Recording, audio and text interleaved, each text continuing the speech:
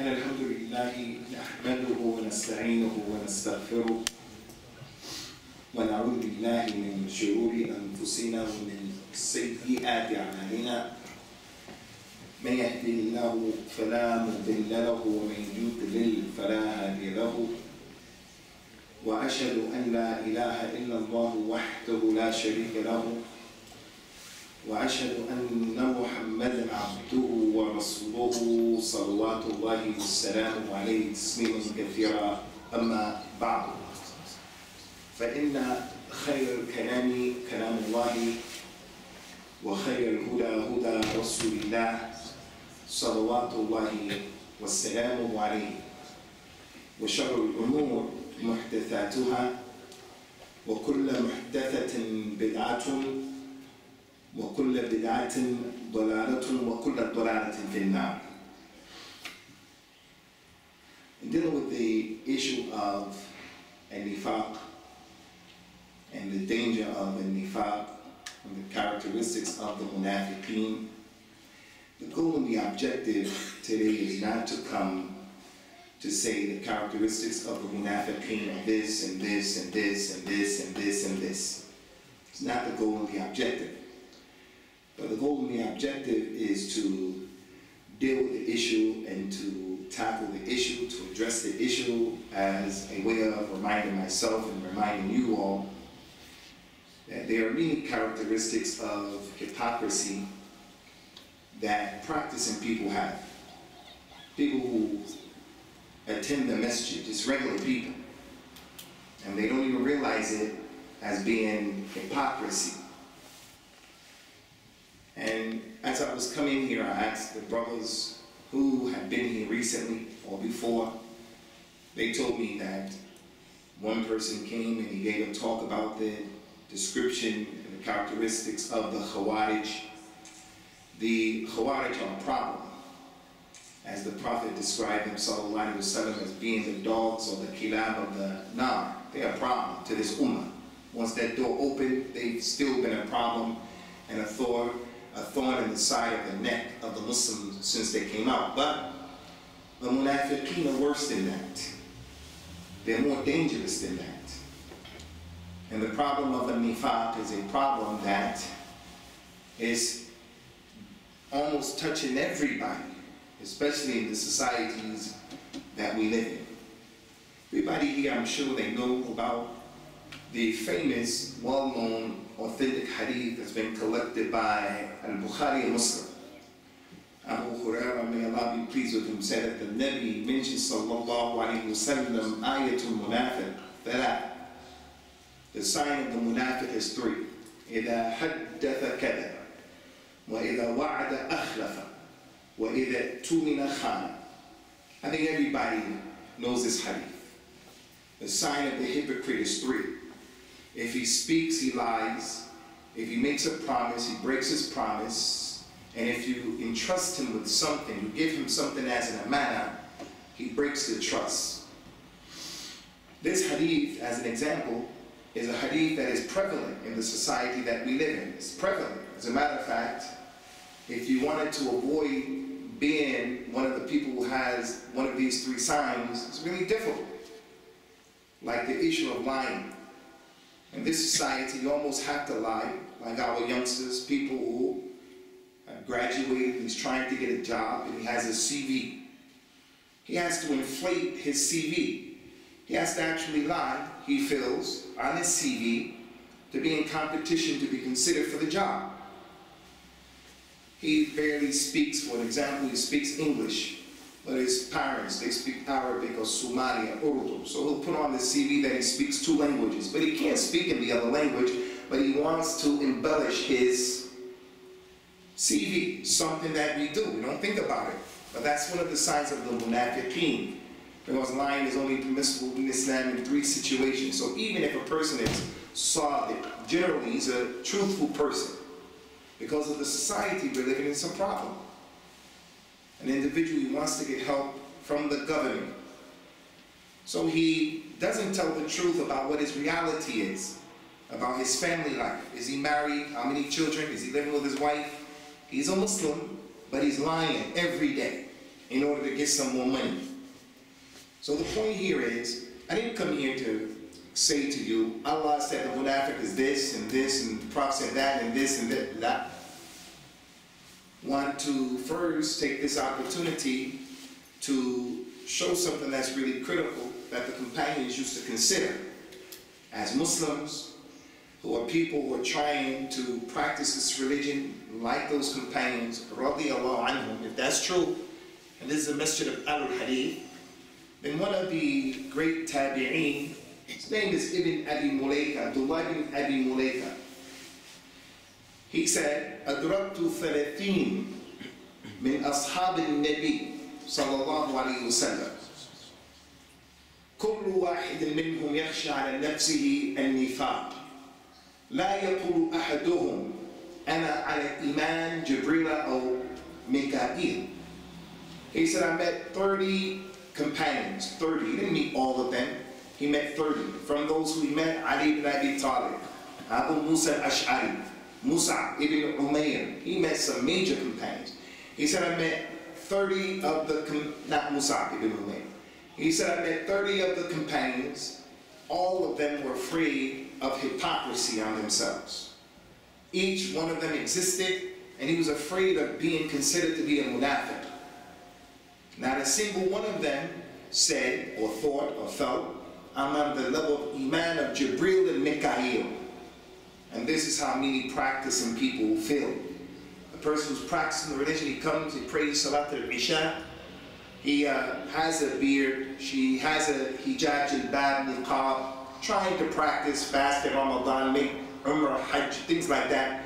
But the person actually believes that this situation is safe. But those companions, the way they used to exist, is they were afraid of nifaq upon themselves. Everybody, I'm sure, has heard about the athar of the Amir al-Mu'mineen al-Faruq, Umar radiyallahu anhu, when he said to Hudayfa ibn al-Yaman, may Allah be pleased with him. He said to Hudayfa, who the Prophet sallallahu alaihi wasallam told Hudayfa the names of all of the Munafiqeen. He said, Hudayfa, so-and-so is a munafiq, munafiq, munafiq, munafiq, munafiq, munafiq, he's a munafiq, munafiq. And the Prophet knew who they were, but he dealt with them a particular way. Although Allah said about them in the Quran, إِنَّ الْمُنَافِقِينَ فِي الدَّرْكِ الْأَسْفَلِ مِنَ النَّارِ. They're going to be in the lowest part of the hellfire. They're the most dangerous people in the community. Because they're sitting with us, they're here, they act as if they're Muslims, but they get us in trouble. They're really on the side of the kuffar or against the Muslims. And the Prophet knew their danger, sallallahu alaihi wasallam, but he was quiet. Which teaches us, it's our responsibility to judge everybody who we see based upon what they're showing you. It's not your job or my job to delve into a person's heart and his reality. That's not anyone's job. So the Nabi told his companion, sallallahu alaihi wasallam, Hudayfa, all of the names. Umar radiyallahu anhu, Umar al-Faruq, the Prophet called him al-Faruq. He said about him, لو كان نبي بعدي لكان عمر. There was a Nabi who came after me, it would have been this man, Umar. إذا سلك عمر فجا سلك الشيطان فجا غير فجي. Umar said, Ya Hudayfa, and he was the Khalifa. Did the Prophet ﷺ say that I was from the Munafiqeen? He said no, he didn't say, he didn't include you from the Munafiqeen. Before anyone else can ask, because Hudayfa knows, the companions, they want to know what's their situation. Like the hadith of Ukasha, Sabaqa biha Ukasha, he didn't want to open up the door for everybody to ask, what about me, what about me? So Hudayfa said right away, nobody else asked me the question. Because he knows the companions are interested in knowing that the Prophet called me a munafiq, and now the person exists, you and me, we exist, our families. And I give the khutbah, and I give a lesson, and I go to the Masjid, and I make Hajj, and I make Umrah, and I fast in the month of Ramadan, and I have a beard, and I wear Islamic clothes, and we consider ourselves to be safe and sound. When in fact, wallahi, the characteristics of the Munafiqeen, they are prevalent. There are many people. So when our mother Aisha was listening to the book of Allah, the ayat was read, الَّذِينَ يُؤْتُونَ مَا آتَوْا وَقُلُوبُهُمْ وَجِلَةٌ أَنَّهُمْ إِلَىٰ رَبِّهِمْ raji'un. Those people who do what they do and their hearts are afraid and trembling because they know they're going to return back to their Lord. Aisha said, Ya Rasulullah, is that ayat talking about the people that Allah, the believers, those people when they make mistakes, they miss salat here, they do something bad, something like that, and then they're afraid of Allah, so they become nervous because Allah may punish them. Is this ayat talking about that? He said, La bint Siddiq. That ayat is not talking about that. That ayat is talking about the people who they pray, they fast, they give sadaqah, but they don't know. They're trembling. They don't know that Allah accepted from them or not. Which goes to show when it's not acceptable if you're in the masjid or if you're trying to practice. It's not acceptable for anyone to sit and to act as if, hey, khalas, I'm on the iman, the love of Jibril and Mikael, when in fact, if we were to look at ourselves and say, hey, there are a lot of ayat of Munafiqeen in the people. If he promises, he breaks his promise. If he makes, or you leave him an amana, he breaks the amana. The man, he gave another man his daughter. His daughter. There's nothing anfas than his daughter. He gave him his daughter, his youngest child, his daughter, in marriage. As an amana, just take care of my daughter. That's all I want you to do. It's an amana. Take care of my daughter. And he didn't take care of the amana. He's a zalim, fasid, darrab. He's a problem. But the father gave him the daughter as an amana. It's just so many issues. But what I want to deal with is a few issues that are, I think, more important than others. More important than others. But before we deal with that, just want to tell you, the seriousness of this issue is, number one, the companions used to exist, radiyallahu anhum, and they used to consider this issue. They didn't exist without contemplating and thinking. Do I have the characteristics of a munafiq? And since, as we've been mentioning from this khutbah and the dawah from the Masjid of al-Hadith, should be and is the Islam that Allah is going to accept from the Muslims Yawm al-Qiyamah is the Islam that resembles the Islam of those companions. فَإِنْ آمِنُوا بِمِثْلِ مَا آمَنْتُمْ بِهِ فَقَدْ اهْتَدَوْا. If they believe the way you and your companions believe, then they are rightly guided.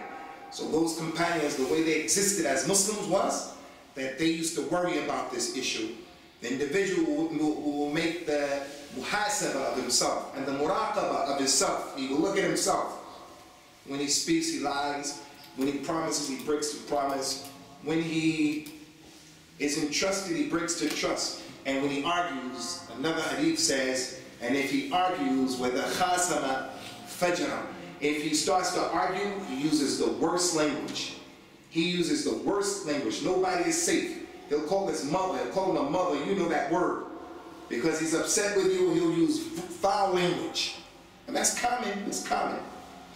From what shows us the importance of the issue is another very important point, and that is the scholars of al-Islam, Ikhwani, the scholars, and we have to be connected to the scholars because we're living close to the time of Yawm al-Qiyamah, and one of the signs of Yawm al-Qiyamah is that knowledge of the deen will be taken away. The average person doesn't know his religion. This is the time that we're living in right now. The sunnah is innovation. Innovation is the sunnah. Tawheed is shirk with some people. Shirk is tawheed. The truthful one is a liar. The liar is the truthful. The ignorant, the jahil, he's the alim, and the alim is the one who not listened to it. This is tough times right here, especially facing our ummah. Almost everywhere you look in the dunya, we have problems everywhere. So, with that being the case, we always have to be connected to the scholars, the ulama of al-Islam. Surat al-Inshirah, alam nashrah laka sadrak. وَوَضَعْنَا عَنْكَ وِزْرَكَ الَّذِي أَنْقَضَ ظَهْرَكَ وَرَفَعْنَا لَكَ ذِكْرَكَ فَإِنَّ مَعَ الْعُسْرِ يُسْرًا إِنَّ مَعَ الْعُسْرِ يُسْرًا فَإِذَا فَرَغْتَ فَانصَبْ وَإِلَى رَبِّكَ فَارْغَب. I think most everybody memorizes this surah. But if the Muslim community knew the tafsir of this surah, we knew the tafsir of this surah.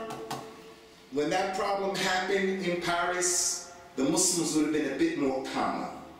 Because the tafsir of this simple surah that everybody memorized, it addresses all of that issue and the issues that are going on around us. But especially that issue, simple, easy surah. So the person doesn't know, that's the point. So he has to be connected to the people who know.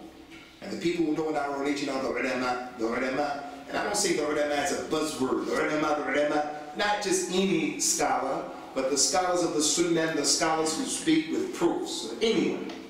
Scholars of Islam, they didn't leave any stone unturned. Everything we need to know about our religion, there is some book that has been written about that issue. Whatever you can think of, the scholars of Islam have written some book either directly connected to that issue, and with the new issues that happened in 2015, you'll find books that correlate to that thing, even if it wasn't written exactly by the scholars of the past. So what's the point? Scholars of Islam, they wrote books about the sifat of the Munafiqeen, like Imam Abu Bakr al-Firyabi.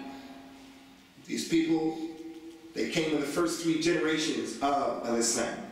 Imam Muhammad ibn Jarir At-Tabari, who gave the tafsir of the Quran, best tafsir of the Quran, who had his own madhab. He wrote a book about the sifat of the Munafiqeen. And other than that, past and present. Why? Why did the scholars do that? Because it's an important issue to give a person the opportunity to come and read. These are the characteristics of this group of people. Don't be from them. From what shows us the importance of the issue, so no one thinks that we're wasting our time, is the fact that in the Quran, there is a surah called Surah Al-Munafiqeen. The Prophet used to read it, sallallahu alayhi wasallam, most Fridays, a lot of Fridays. It's from his sunnah to read Surah Al-Munafiqeen and Surah Al-Jum'ah on Friday, over and over and over and over and over and over again. And over and over. Every week, every other week, he's reading Surah Al-Munafiqeen. And the Nabi was Hakim, sallallahu alayhi wa sallam. He was aqil. He didn't do things adathan. No hikmah in it. When he read for Salatul Fajr on Jummah, there's wisdom in that. He used to read also other surahs on the day of the Jummah, but from his sunnah, Surah Al-Munafiqeen is called Al-Munafiqeen, and in it are many of the signs of the Munafiqeen. That goes to show us important. One of the last surahs that was revealed in the Quran, from the Quran, is Surah At-Tawbah. At-Tawbah. Another name for Surah At-Tawbah is Surah Al-Fadiha. Abdullah ibn Abbas used to call it Surah Al-Fadiha, the surah of exposing, because Surah At-Tawbah, it exposes the Munafiqeen. It goes into detail talking about what they did, how they are. So those companions, some of them used to name the surahs, and some of the surahs, the Prophet used to name it, sallallahu alayhi wa sallam. This particular surah was named by Abdullah ibn Abbas, Surah Al-Fadiha. Surah Al-Nur, same thing. So why would Allah Azza wa Jal name the Surah Al-Munafiqeen and Surah Al-Tawbah, deal with them extensively to the point that Ibn Abbas, may Allah be pleased with him, called this Surah Al-Fadiha, the surah that exposes them. And in Surah Al-Nur, and it's hot in the Surah of Nur, Allah also in another surah dealt a lot with their issue, because it's important. Another issue. If you look at the Quran with a tadabbur and a ta'ammul, and not just reading the Quran. A lot of people are reading the Quran, but subhanAllah, is our community reading the Quran with a tadabbur. أَفَلَا يَتَدَبَّرُونَ الْقُرْآنَ أَمْ عَلَى قُلُوبٍ أَقْفَالُهَا. Are they reading the Quran with contemplation and consideration, or are there locks on the hearts? I want to ask you, my brothers, the one who reads the Quran with tadabbur, the Quran is clearly telling us, no one knows the ilm al-ghayb except Allah. And yet people read the Quran, come and say, no, Prophet Muhammad knows the ilm al-ghayb, and maybe my Shaikh as well. The Quran is consistently telling us, don't kill anyone who doesn't deserve to be killed. That's a major sin. A person who reads the Quran, not only does it kill one person, but it kills many innocent people. like what happened in Pakistan a few weeks ago. Who in his right mind can read that Quran and then go into a school and kill 35 kids? Who can do that? Now, I'm not saying who did it. I don't know who did it, and that's one of the problems of what's going on in the Muslim world today. Boko Haram, you don't know who's doing it. Is it the government, or are there really shayateen walking around claiming that they're Muslims who do that? Take 200 girls into the jungle. Who reads the Quran and he can do something like that? So many people are reading the Quran in Derby, in Manchester, in London, in Birmingham. And after we read the Quran, we come and we say on the wall, Ya Allah, Ya Rasulullah. So many people read the Quran. But reading the Quran with a ta'ammul, with a tadabbur. If a person read the Quran with a tadabbur, and this is the shahid, if you look at Surah Al-Fatiha, it's all about Tawheed. It's all about the names and the attributes of Allah Azza wa Jalla. And it's about practicing this religion the way the companions did it. Ihdina as-sirat al-mustaqim. What's the sirat al-mustaqim? As some of the mufassirin said, it is the way, it's the tariqah of Abu Bakr and Umar. Guide us to their way. So someone reads that and he prays with that and he comes and he curses Abu Bakr and Umar. But the point is, if you put Surah Al-Fatiha on the side and you go to Surah Al-Baqarah, Surah Al-Baqarah, the very first issue that Allah deals with is classifying the people into three groups. You have the people of Al-Iman, that he mentions in Surah Al-Baqarah. And he mentioned about them that they have three characteristics, three. And then after mentioning the people who believe, he mentioned the general people who disbelieve, the kafirun, the kafirin. And he described them with just two ayat describing them. And then he went to the specific people from the kuffar, and they are the Munafiqeen. And he described them with 13 ayat. So the believers, 3 ayat. They believe in the ghaib, they establish salah. From what Allah gave them, they spent 3 ayat. After that, the kafirin in general, from the Nasara, these people. He mentioned 2 ayat in those people. No matter what you give them dawah, they're not going to believe. No matter what, there's a seal on their heart, their eyes, their ears, they're not going to believe. And then 13 ayat describing the Munafiqeen. That's an indication for the one who reads in the Quran with a tadabbur and a ta'ammul. This issue is serious. And it's not acceptable for the Muslim to sit and not to say, hey, this could be me, because this could be you. Now when we talk about this issue of Umar radiallahu anhu saying that the Prophet considered me from the Munafiqeen, then we have to understand Umar radiallahu anhu, he's from the awliya of Allah. He's the second best human being after the prophets and the messengers. Salawatullahi wa salamu alayhim ajma'in. They're the best people. And then after the prophets and the messengers, Abu Bakr and then Umar. And that's because of his knowledge and his yaqeen. Abu Bakr and Umar, they knew they were not from Munafiqeen. But Umar, because of the many ahadith that the Prophet told him about himself, that he's going to be in Jannah. He knows he's going to be in Jannah. But what does he mean? Did the Prophet say that I was from the Munafiqeen? There is a nifaq that is from your actions. The thing that this person is doing is considered to be hypocrisy. But he's not a real munafiq outside of the religion. And then there's the hypocrisy that is coming from a person's heart. And we should know historically, there were no munafiqeen in Mecca. 13 years that the Prophet was in Mecca, sallallahu alaihi wasallam, there were no munafiqeen. And why? Because it was clear. The haqq and the batil. And Islam and kufr. And that's it. You're either with the Muslims or you're against the Muslims. And that's how it was. There was no in-between. But when they moved and they went to Medina and they started to get strong and their community started to spread, and then there was benefit from the Muslims that could be derived. At that point, that's when the Munafiqeen sprout their heads up. Another thing that should be understood about the Munafiqeen before we get into these issues is that the Munafiqeen, they're not necessarily against the Muslims or for the Muslims. And they're not necessarily against the kuffar or for the kuffar. The Munafiqeen, according to the Quran, they're with the group that they get benefit from. مُذَبْذِبِينَ بَيْنَ ذَلِكَ لَا إِلَى هَؤُلَاءِ وَلَا إِلَى هَؤُلَاءِ. They bounce back and forth. They're not with them and they're not with them. Wherever they can get benefit, that's where they're going to go. If they're with the Muslims and they'll get benefit, they'll say, we're with you.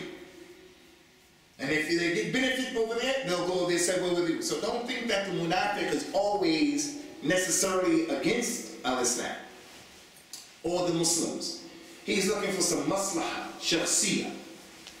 Now, the characteristics that I wanted to share with the Ummah today, with you brothers today, that needs consideration and contemplation, some of the hidden traits of nifaq that are common in our community. And in our community, we wonder, why do we have all of these challenges and all of these problems around the world? And even in our homes and in our personal lives. The first issue of nifaq that I want to mention in characteristic, and you see how prevalent it is this issue of as-salat. After the Tawheed of Allah Azza wa Jal, there is nothing, Abdullah, more important in this religion than the Tawheed of Allah. Nothing. If you can imagine a man killing 1,000 children, this is an example. He killed 1,000 children, burnt them, threw them in the river, their ashes. And he dug up the grave of dead people and he took off of them their jewelry and he sold their coffins and he made money. And then he died. If he dies saying La ilaha illallah, that man is under the Mashiach of Allah. Insha'Allah, ghafara lahu. Wa insha'a adhaba. And no one, no prophet, no messenger, no angel, no jinn, no king, no rich, poor, Arab, no one has anything to say about that other than Allah. He's under the Mashiach of Allah, no matter what he did. He was gay, akramakum Allah. He was gay. This is a major sin. But he believed, La ilaha illallah. He was weak in that issue and he died. I am not going to say, and you can't say, except that you're speaking without knowledge. If he died saying La ilaha illallah, he's under the Mashiach of Allah. Only Allah is going to judge in his case. Nobody else. Now, I didn't come to talk about that, but I have to make this point clear. The two men who are not brothers in their blood, but in the religion. One was religious, one was irreligious. One was practicing, while the other one wasn't practicing. Every time the practicing brother would see the other one doing something, he'd say, hey, you better stop doing what you're doing. And he did his job. He gave dawah, he gave nasiha. He made an amr bil ma'ruf and nahy anil munkar. You better stop doing what you're doing. That guy said to him, leave me to my Lord. You're not a watch over me. You're not responsible for me. You're not my judge. You're not my raqib. Which goes to show he believes in Allah, but he's doing wrong. And it kept happening. Once, twice. The third time, the religious guy saw him doing something. He said, Wallahi, Allah is not going to forgive you. He's not going to put you in the Jannah. Allah caused them both to die. He raised them up. The one who died doing a kabira, he didn't make tawbah. And he died doing the kabira. Allah said to him, as for you, go to the Jannah because of my rahmah. He's under the Mashiach of Allah. If Allah wants, he'll punish him.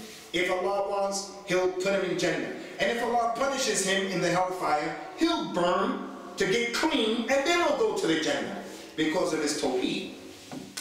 The other religious one, the practicing one with the beard, the thobe, the jilbab, the niqab, making hajj and umrah, it was said to him, are you, and you have all knowledge about me, Allah, you know all about Allah, and all angles about Allah, who he's going to forgive, what he's not, who's not going to forgive. Are you in charge of the keys of Allah, his khaza'in? My rahmah is from my khaza'in. My jannah is from my khaza'in. Who put you in charge of that? Allah told the malaika, take this man to the hellfire.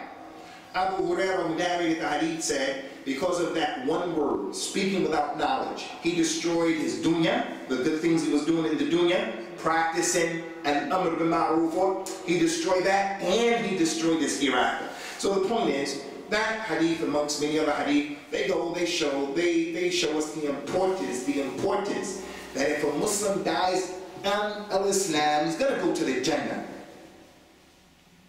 After after that tawheed, there's nothing more important than the prayer. Nothing more important than the prayer. So look what Allah Ta'ala mentioned about the Munafiqeen. وَإِذَا قَامُوا إِلَى الصَّلَاةِ قَامُوا كُسَالَى يُرَاءُونَ النَّاسَ وَلَا يَذْكُرُونَ اللَّهَ إِلَّا قَلِيلًا. When the Munafiqeen want to pray, they get up and pray and they're lazy. They're not enthused about it. The Nabi Sallallahu Alaihi Wasallam will be in jihad, and the people will be hit and wounded, and they will be tired because they had to travel a far distance, and then they met the enemy. They may be coming back, they may be taking a break, they were tired. When it was time for the salah, he would say, Ya Bilal, arihna bis salah. Hey Bilal, make us cool and calm with the prayer. He used to look at the prayer that way. The Munafiqeen, they don't look at it like that. They look at the prayers being something that's heavy. So when they get up and pray, they get up in a lazy way. And when they pray, they don't remember Allah a lot. They remember Him a little. Because they're looking around, they're not paying attention. Not only that, Ikhwani, but the Munafiq, he won't pray unless other people are around him and watching him. We have children. Some of us have wives. Allahu Akbar. If the husband is not watching his kid, his wife, they won't pray. The kid will get up in the morning and he'll act as if he'll make wudu. He'll put his foot under the water so that it can be water on the floor, and he goes back to bed. He doesn't even pray. That's the reality of some of our situations. That's how the Munafiqeen are. He said, Sallallahu Alaihi Wasallam, أَذْقَرُ الصَّلَاةِ عَلَى الْمُنَافِقِينَ صَلَاةُ الْفَجْرِ وَصَلَاةُ الْعِشَاءِ. The heaviest prayers on the Munafiqeen is Salatul Fajr and Salatul Isha. And that's because they're not going to forsake their beds and what they're doing whenever they're doing it during the course of the day in order to pray. I didn't say in order to come to the Masjid, I said in order to pray. So now the question is, not singling anybody out, I'm saying generally speaking, I think everybody here knows people, these are the challenges. Some of us, this may be our challenge, and he doesn't even realize or recognize those are from the characteristics of the Munafiqeen. Now we're in Yom Sabt. This is Saturday, but yesterday before this Maghrib, it was Yom Jum'ah all day long. The Nabi told the people about the Munafiqeen on the Friday, Sallallahu Alaihi Wasallam, من ترك ثلاث جمعات من غير عذر كتب من المنافقين. Anyone who misses 3 Jum'ah without a legitimate excuse, he will be written down from amongst the Munafiqeen because he missed 3 Jum'ahs. Question, how many students do we know, our children, our relatives, how many students in the university, they don't pray? How many people who we know, men, they don't come to the Jum'ah prayer at all? And the man doesn't think he's fallen into characteristics of the Munafiqeen. This salat, ikhwani, is the difference between us and those people. And it is from the awjab al-wajibat. It is obligatory on the Muslim. The Imam who prays with us, he has more knowledge than most of us. He has more knowledge. The Imam who prays with us in this masjid, he still has to keep reading about the books that tell us how to pray. Because the more you read, you'll realize, okay, I didn't know this, I didn't know that, I didn't know this, I didn't know that, and you keep developing, you keep growing until you die. You know that hadith, getting knowledge from the cradle of the grave? That's not an authentic hadith, but it is true in its meaning that the Muslim should continuously try to get knowledge until the day he dies. Because what you believe this year about something, if you keep reading about it, you'll change your opinion to something else next year. So there's nothing after the Tawheed of Allah that a person can busy himself with trying to become mutafaqih in that thing, in that prayer. Al-ahdu alladhi baynana wa baynahum as-salah. Man tarakaha faqad kafar. To disbeliever. Another issue. This other issue I'm going to tell you because it's a problem that I dealt with when I went to America recently, and I know it's in every masjid. Well, even before that, let's deal with the Charlie Hebdo thing. One of the signs of the Munafiqeen, Ikhwani, is that the Munafiqeen, they don't respect the Prophet Sallallahu Alaihi Wasallam. The Munafiq, he makes istihza. He has no ihtiram and no taqdeer for the sunnah. The munafiq, he puts the sunnah under his foot. He spit on the sunnah. He'll urinate, akramakumullah, he'll urinate on the sunnah, on the person of the Messenger of Allah, sallallahu alayhi wa sallam. That's the munafiq. At every opportunity, the munafiq is going to make a problem. There was a man, his name was Harqus ibn Zuhair. He's known by his laqab, Dhul Khuwaysira, the father of the Khawarij. After the battle, the Prophet sallallahu alaihi wasallam, he split the ghanaim, the war booty. That man went and he grabbed the Nabi by his clothes and said, Ya Muhammad, you better be fair and just. Give me some of the money. And he grabbed him. He grabbed him. And it went into his neck, his clothes. Prophet grabbed his hands, and he could have twisted and broken, popped his wrist if he wanted to. He grabbed his hands, took his hands off of him. Umar radiallahu anhu said, Ya Rasulullah, da'ni adrub unuqa, innahu min al-munafiqeen. Let me chop his head off. Because he's a munafiq, he's from the munafiq.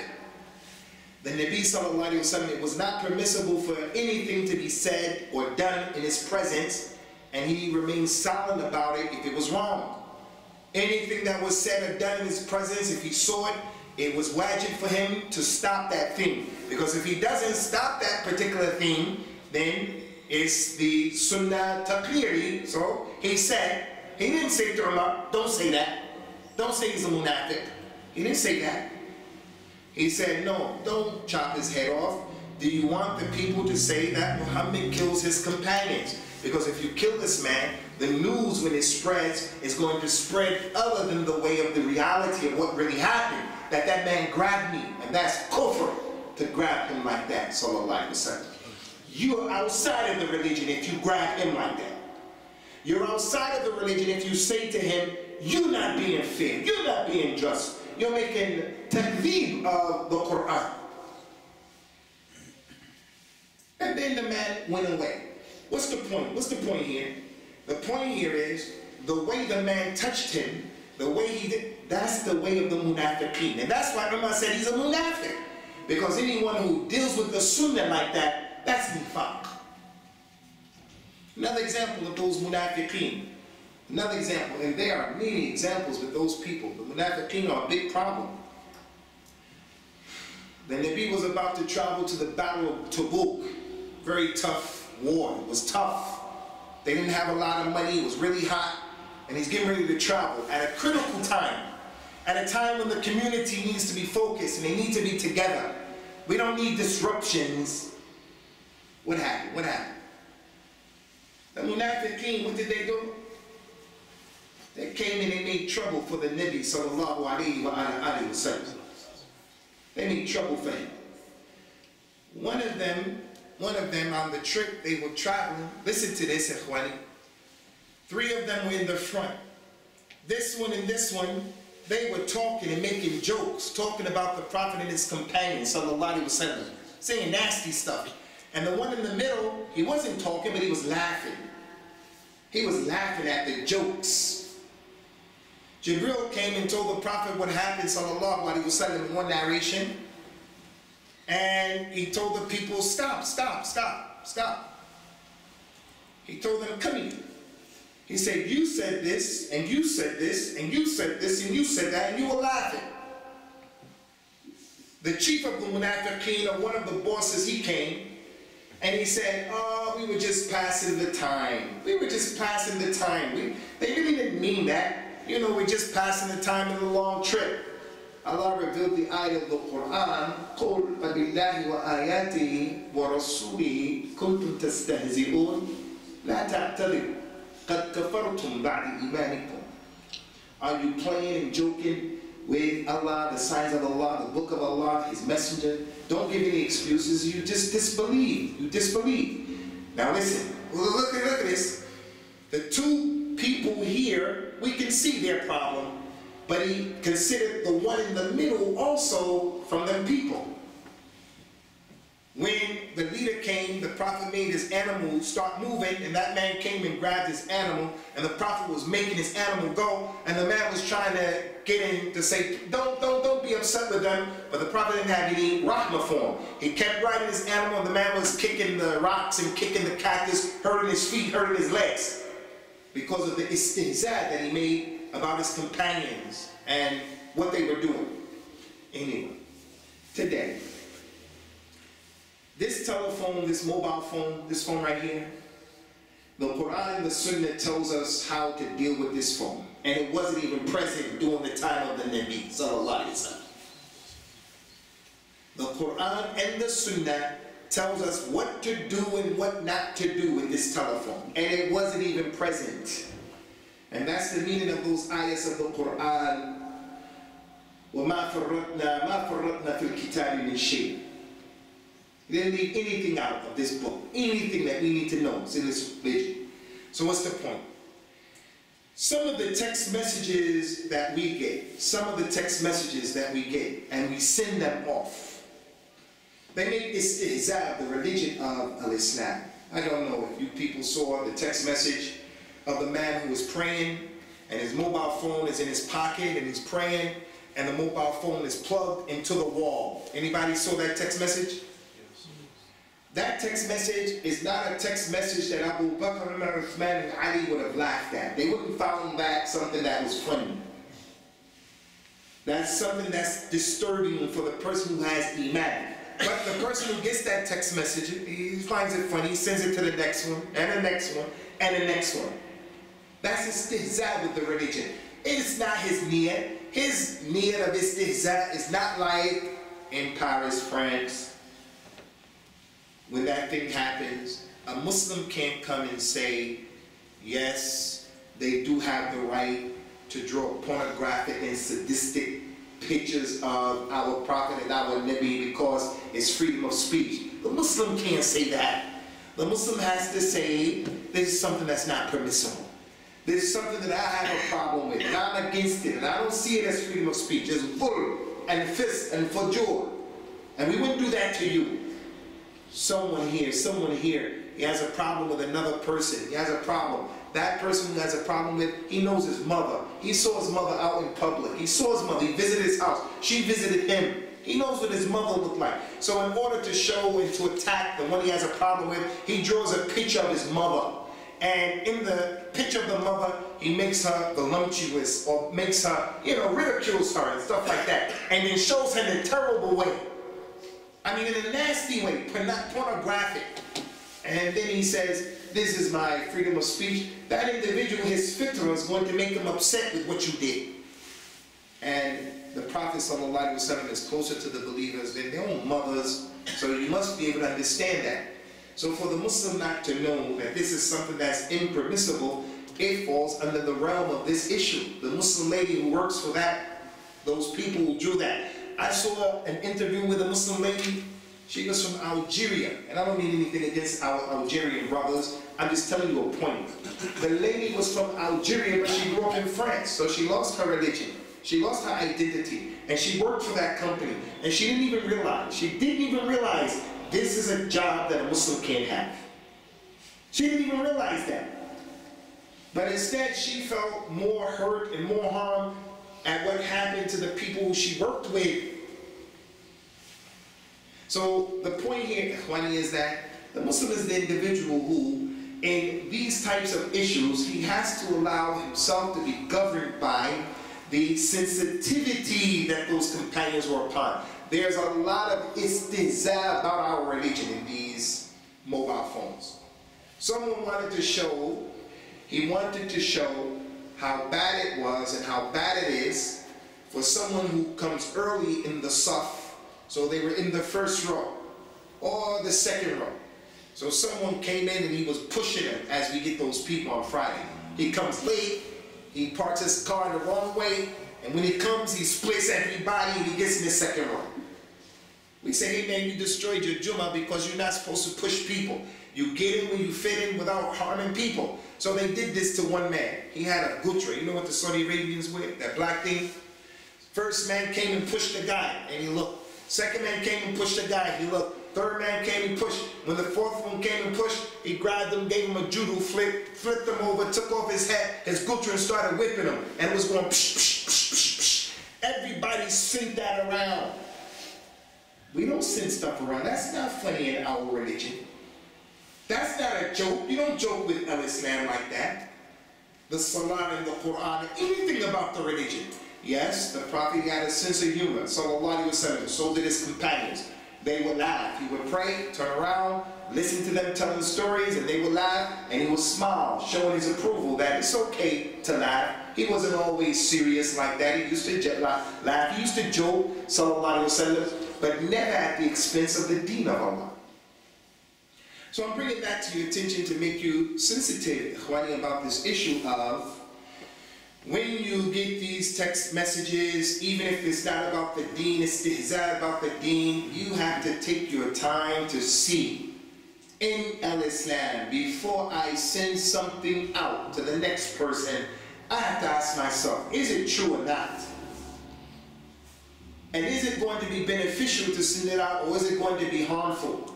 And you have to take your time. There's a picture that came out yesterday, or the day before yesterday. I received it, I have it now, about 2 Pakistani men in Blackburn, from Blackburn. They got married. They're the first same-sex marriage in the UK. 2 Pakistani Muslims. Did you guys hear that? Anybody see that? I have that in my phone right now. When I read it, I'm shocked. But before sending it out, I have to make a tathabbut. Maybe they're Sikhs. Maybe they're Hindus. Maybe them standing together, they were standing together like a man and a woman with flowers, and they were looking at each other with love. But as a Muslim, I have a minhaj. Everything that I get, I can't just send it out to the next person. I have to ask myself, this kalam, is it true? This kalam, is it beneficial? This kalam, is it harmful?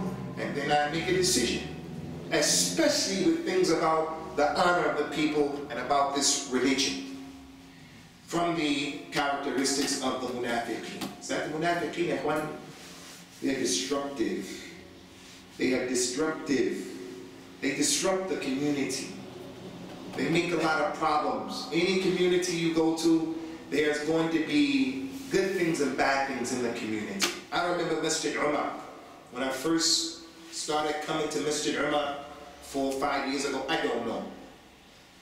There wasn't a lot of activity here. And this was one of the masjids that was built by our brothers who come from Ahlul Hadith from Pakistan. So when they built the Masjid Umar, most of them were Pakistani people, so they're going to speak Urdu. Alhamdulillah, it's their masjid. It's everybody's masjid, but they started it just like the Libyans may start one over there, Somalis start one over there, Eritreans one over there, reverse one over there. The masjid, they belong to Allah, but that's the dynamic of how the masjid came into existence. In some of these masajid, the language of the khutbah is Urdu, Urdu, Urdu, Urdu. I'm against Urdu language. No. I like Urdu language. Urdu language is a nice language, but for the khutbah, when the vast majority of the people don't understand Urdu, I don't want to hear Urdu, and I don't want to hear Arabic, and I don't want to hear Somali. But if the majority of the people are Somali, no problem. Talking the language, Arabs, no problem. But the Imam talking in a language that our youngsters don't understand, so he comes to this masjid, or the masjid that speaks a language, Urdu, Arabic, he doesn't understand, and then he leaves this masjid, and he meets up with someone who's talking about jihad, khilafah, killing, this and that, and he listens to him, and instead he says, this is Islam, this is the haqq. So maybe if I was in that masjid, like the masjid where I am right now, I didn't like that the khutbah was in Urdu, so we used to tell them, hey, we have to develop, look at the communities, it's different. Now, if during the khutbah I stand up while he's giving the khutbah, and I start saying, while he's giving the khutbah, what is this Urdu? People will reverse like me. After the khutbah, we march up and down the street. We want English, we want English. And we start making problems, and we're being disruptive. That's the way of the Munafiqeen. To be a disruptive voice in the community is from the ways of the Munafiqeen. That's not to say that I don't have the right to go to the Imam and pull him on the side, to go to the administration and pull him on the side, go to the elders, pull him on the side, and say, listen, we don't get any benefit from this, we don't understand. Then you can do that. You can criticize, hey, we want to see some transparency. Where is the money going? I'm giving my money every week, and I don't know what's going on. I just want some transparency. I bring the imam on the side. I bring the administration on the side. Nothing wrong with that. That's the deen. Deen al-Nasiha. I'm talking about the people who disrupt the community, where the community is in court. You have a group of people over there taking these group of people, and they're in court. And they're going to allow the non-Muslims to judge in the case. That's how the Munafiqeen were. When the Prophet was traveling, sallallahu alaihi wasallam, again to the Battle of Tabuk, very critical battle, very difficult time. He was about to leave. He was about to leave to go. And the Munafiqeen came to him and said, and they would never call him Ya Rasulullah, they would call him by his name Muhammad. They came and they said, we built a masjid. We broke off from your masjid. This is your masjid, we broke off. We built the masjid over here. He's about to go travel to spread Islam, to defend Islam. They say, hey, before you go, we built our own masjid. It's right here. We want you to come and pray 2 rak'ahs in our masjid to get barakah in our masjid. They were just making trouble. They could have let the Prophet just go and do what they wanted to do, but because it's an opportunity to make problems, they say, hey, before you go, come pray 2 rak'ahs in our masjid. And it was a big issue, because before the Muslims are going to do what they have to do, there was some stuff between the Muslims. Why are you doing this? What? So Allah Azza wa Jalla revealed the ayat, a number of ayat in Surah At-Tawbah. The ayat about Masjid al-Dirar. وَالَّذِينَ اتَّخَذُوا مَسْجِدًا دِرَارًا وَكُفْرًا وَتَفْرِيقًا بَيْنَ الْمُؤْمِنِينَ وَإِرْصَادًا مَنْ حَارَبَ اللَّهَ وَرَسُولُهُ مِنْ قَبْلِ. He described those people, Munafiqeen. What did they do? They made a masjid to harm the Muslims. They made a masjid to spread kufr. They made a masjid to divide the Muslims. They made a masjid so that that masjid could be an outpost to wage war against Allah and His Messenger. Because they're disruptive.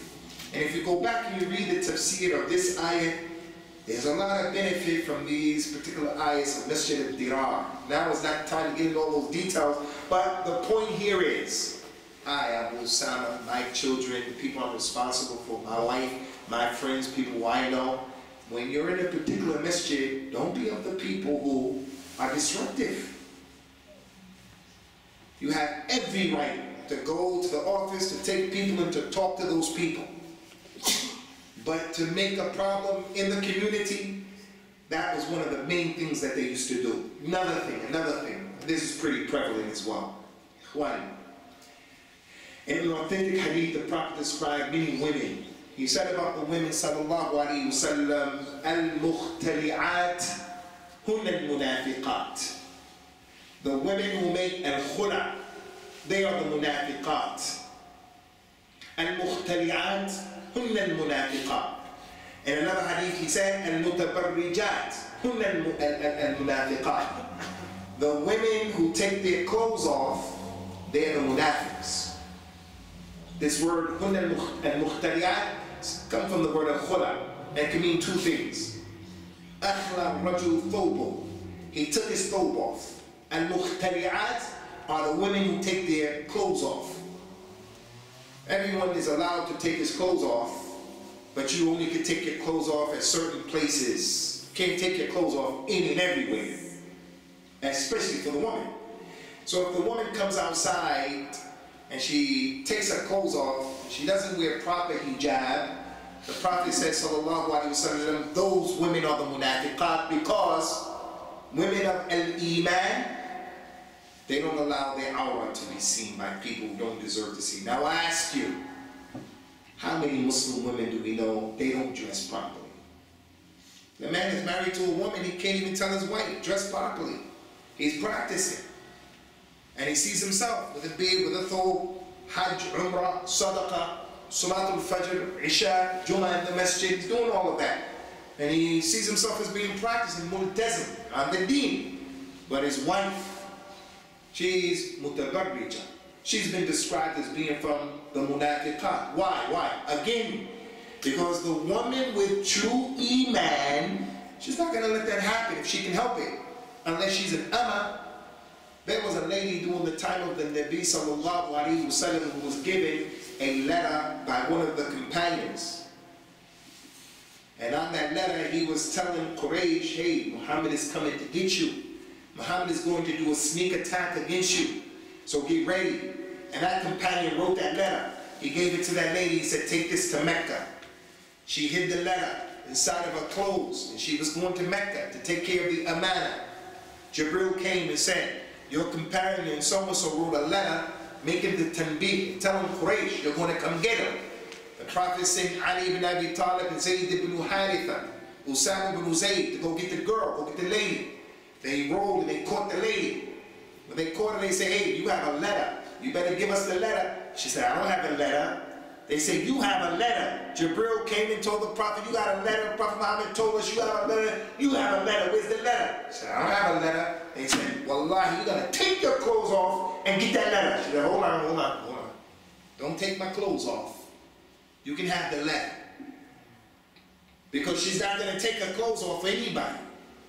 This is the amana. I'm going to try to take care of the amana, but there's a certain point I'm not taking care of it. I'm just a messenger. Don't take my clothes off. So she gave him the letter, and they came back to her in Medina. The point here is, she's not going to take her clothes off. The lady who takes her clothes off, claiming al-iman, al-munafiqah. That's one meaning of the hadith. The other meaning of the hadith is the lady who has a decent husband. He works hard. He provides for her. He's a decent individual. He's okay. He's not the best, but he's not the worst. He does the best that he can. But she's not appreciative. Every time something happens that she doesn't like it, she says, I want a khula. Divorce me. I want a divorce. The Prophet said the women who do this, they ask for the khula without a justified reason. The Muslim lady is married, she has a decent husband. She doesn't pay attention to the institution of the nikah, how important it is. When things don't go her way, she said, I want a khula. And this is why Islam didn't put divorce in the hand of the woman. The Prophet, he says, sallallahu alayhi wa alihi wa sallam, at-talaq biyad man akhadha bis-sa'. The talaq, the ability to divorce, is in the hands of the one who took the shin. Is a metaphor, meaning the man. He took control of the lady's shin. So if he wants to divorce the lady, he doesn't have to ask anybody. He doesn't have to go to his mother, his father, the imam, the judge. He just says, you're divorced. He has to do it in the right time, in the right way. But he doesn't have to make istishara. He just say, you're divorced, and that's it. The woman can't do that. The woman, she has to go to someone. If she says to her husband first, I want you to divorce me. I want a khula. If he says, okay, I'll give it to you. Okay, she has it. But she has to go through him. If he says, no, I won't give it to you. Now she has to go to the judge, to the imam. I want a divorce from that man. Now the judge invites that man and he looks into the situation. The point is, she can't just divorce. The man is the one who can divorce. So the Muslim lady, these characteristics, the one who doesn't wear hijab, she's considered to be from the munafiqat of the ummah. So, ikhwani, there are many examples of the characteristics that are hidden to many of the people. We don't consider these things to be from an-nifaq. They are from an-nifaq. They are from the things that the Munafiqeen used to do. Some of them are more glaring than others, but all of them are serious. And thus we find there's no secret to why the companions of the Prophet sallallahu alaihi wasallam, why they used to sit and take time to address these issues and to make their hisab of themselves and the muraqabah of themselves. We're going to stop because my hour is up, inshallah.